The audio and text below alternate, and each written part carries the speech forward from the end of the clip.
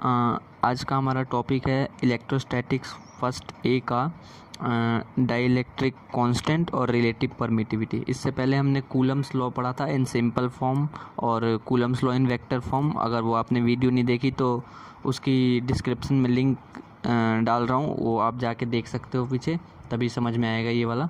ठीक है, तो डाइलेक्ट्रिक कांस्टेंट और रिलेटिव परमिटिविटी सबसे पहले तो क्या होती है। तो ये क्या होती है, जो मैंने आपको पहले ही बताया था कि जो हम कूलम्स लॉ में फोर्स निकालते थे वो एप्सिलॉन नॉट यूज़ करके, कि एप्सिलॉन नॉट का मतलब होता है कि permittivity in free space. Permittivity का मतलब होता है कि किसी भी मीडियम में या स्पेस में, वो मीडियम जो है या फ्री स्पेस है, तो वो कितना फोर्स अपने अंदर परमिट करता है आने देने को या जाने को, जो भी हो। ठीक है, तो कितना वो परमिट करता है, तो उसको बोलते हैं परमिटिविटी। ठीक है, तो वही इसका डेफिनेशन है कि the ratio of absolute permittivity of medium to the absolute permittivity of free space is known as dielectric constant और रिलेटिव परमिटिविटी। ठीक है, मतलब दोनों का जो रेशियो होगा वो, उसको हम बोलते हैं डाइलेक्ट्रिक कांस्टेंट। इसको हम प्रूव कैसे करेंगे, देखो आप इसको प्रूव करेंगे फ्रॉम कूलम्स लॉ। ठीक है, कूलम्स लॉ में हमने क्या पढ़ा था, कूलम्स लॉ में पढ़ा था कि फोर्स कैसे निकलती है। फोर्स हमारी 1/4 pi epsilon not into Q1 Q2 upon R², यही थी फिर फोर्स हमारी इसमें कूलम्स लॉ में। तो यहाँ पे हमारे पास क्या होता था, यहाँ पे हम सिर्फ फ्री स्पेस के लिए निकालते थे, मतलब एप्सिलॉन नॉट इसीलिए यूज़ करते थे। एप्सिलॉन नॉट हम क्यों लगा रहे हैं इसमें, नॉट इसलिए लगा रहे हैं क्योंकि फ्री स्पेस का मतलब होता है कि कुछ भी नहीं है, कुछ भी नहीं है, तो उसका हम निकाल रहे थे। तो अगर हम एप्सिलॉन नॉट का यहाँ पे यूज़ कर रहे हैं तो यहाँ पे क्या हम एफ नॉट लगा दें, मतलब ये फ्री स्पेस के लिए जो फोर्स है वो ये फ्री स्पेस के लिए, और इसको फर्स्ट इक्वेशन मान लो। ठीक है, और फिर अब ये तो हमने फ्री स्पेस के लिए फोर्स पता लगा लिया। अब अगर हम इन एनी मीडियम, अगर हम किसी मीडियम में पता लगाते हैं फोर्स का, तो वहाँ पे भी फॉर्मूला तो यही रहेगा। तो एफ, और यहाँ पे हमने नॉट रखा था फ्री स्पेस के लिए क्योंकि यहाँ पे कुछ भी नहीं है, और यहाँ पे एफ एम रख लें क्योंकि ये किसी मीडियम में है। तो ये क्या हो जाएगा आपका 1/4 pi epsilon not. Epsilon not नहीं आएगा यहाँ पे, एप्सिलॉन एम आएगा क्योंकि हम किसी मीडियम की परमिटिविटी बता रहे हैं। ठीक है, तो एप्सिलॉन एम आएगा into Q1 Q2 upon R²। ठीक है, ये हो गया आपकी सेकंड इक्वेशन।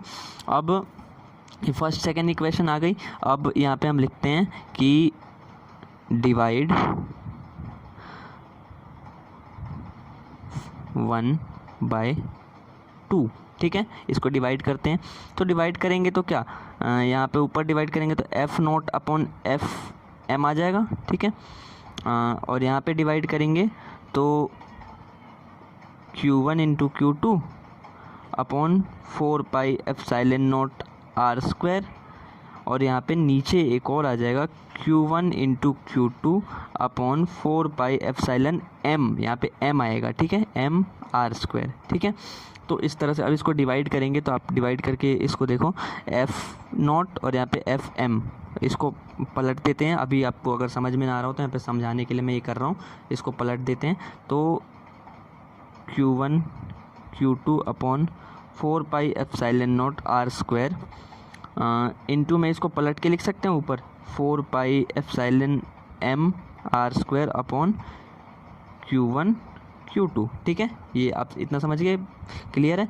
तो Q1 Q2 को काट देंगे, कट जाएगा ये, और यहाँ से 4 पाई कैंसिल, R² कैंसिल, तो हमारे पास क्या बचा, F naught upon F M is equal to epsilon M upon epsilon naught बचा। ठीक है, epsilon M upon epsilon naught आ गया, मतलब हम क्या बोल रहे थे कि permittivity in medium to permittivity of free space, उसका रेशियो, तो इसका रेशियो आ गया। यही है क्या, इसको हम के बोल सकते हैं, के और एप्सिलॉन आर, और यही जो के और एप्सिलॉन आर है, यही आपकी it is the dielectric constant और रिलेटिव परमिटिविटी।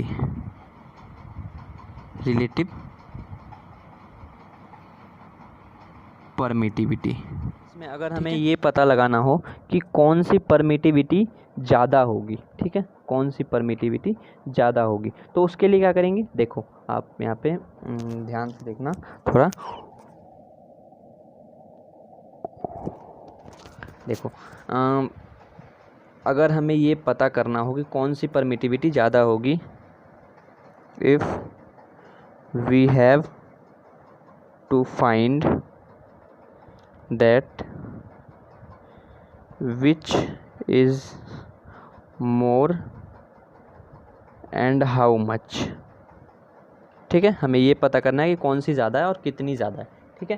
तो कैसे पता करेंगे, अब देखो यहाँ पे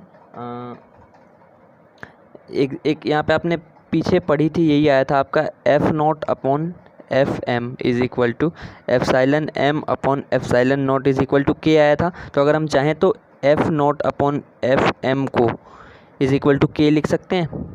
अगर के लिख सकते हैं तो यहाँ पे F0 को यहीं रहने दो, और ये अगर इधर जाएगा तो K और इधर FM हो जाएगा। और अगर इस तरह से हम FM को इधर लाके और फिर K को इधर लाते हैं तो F0 अपॉन K हो जाएगा, F0 अपॉन K, ठीक है। तो यहाँ से आप देखो, यहाँ से आप समझ सकते हो कि जो किसी मीडियम में फोर्स होगा वो फ्री स्पेस में जो फोर्स होगा उससे क्या 1/k टाइम्स होगा, ठीक है। क्यों, अब ये k से इसको डिवाइड करेंगे तो जितना भी हो, अगर ये 0 भी होगा तो जितना भी हो k से डिवाइड करेंगे तो और कम होगा, यानी कि मीडियम में फोर्स और कम होगी। अब यहाँ पे समझ सकते हो आप आप वैसे भी समझ सकते हो कि मीडियम और फ्री स्पेस में फोर्स का कैसे पता। फ्री स्पेस में क्या है, फ्री स्पेस में कुछ भी नहीं है, फ्री स्पेस में कुछ भी नहीं है तो उसमें फ़ोर्स ज़्यादा अप्लाई होगा।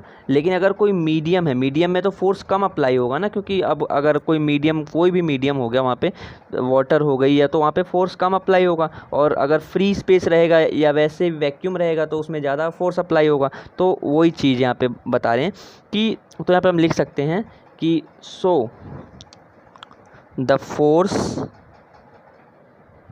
Forces between two point charges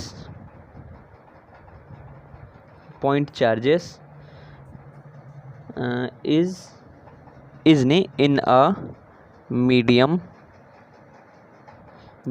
is 1/k times of force in free space, ठीक है।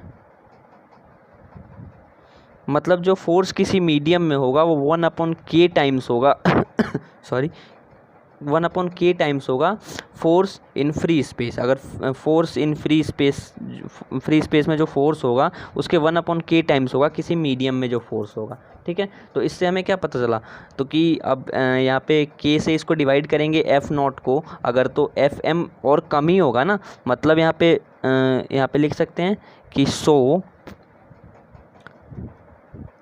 FM is less than F0, ये लिख सकते हैं, ठीक है। ऑलवेज मतलब ये अब FM आपका कम ही तो होगा, क्योंकि अब K से इसको और डिवाइड कर देंगे तो ये जितना भी, अगर 0 भी होगा तो फिर भी और भी कम हो जाएगा, यानी कि FM वैसे ही कम हो गया। और अगर F0 यहाँ से निकालो तो F0 ज़्यादा हो रहा है, क्योंकि K को इधर डिवाइड में ले जाओगे, मल्टीप्लाई में ले जाओगे, K को डिवाइड में है तो मल्टीप्लाई में ले जाओगे तो मल्टीप्लाई करोगे तो और बढ़ेगा मल्टीप्लाई होगा तो F0 बढ़ जाएगा। यानी कि इस तरह से ये होती है डाइलेक्ट्रिक कांस्टेंट और रिलेटिव परमिटिविटी। और इसमें क्या, फोर्स जो मीडियम में होती है वो कम होती है किससे, फोर्स इन फ्री स्पेस, ठीक है। तो अगली वीडियो में नेक्स्ट टॉपिक पढ़ेंगे, तब तक के लिए थैंक यू। इस वीडियो को लाइक शेयर करें और सब्सक्राइब कर दें चैनल को, ताकि हमारी वीडियो की सबसे पहली नोटिफिकेशन आपको जाए। तब तक के लिए थैंक यू।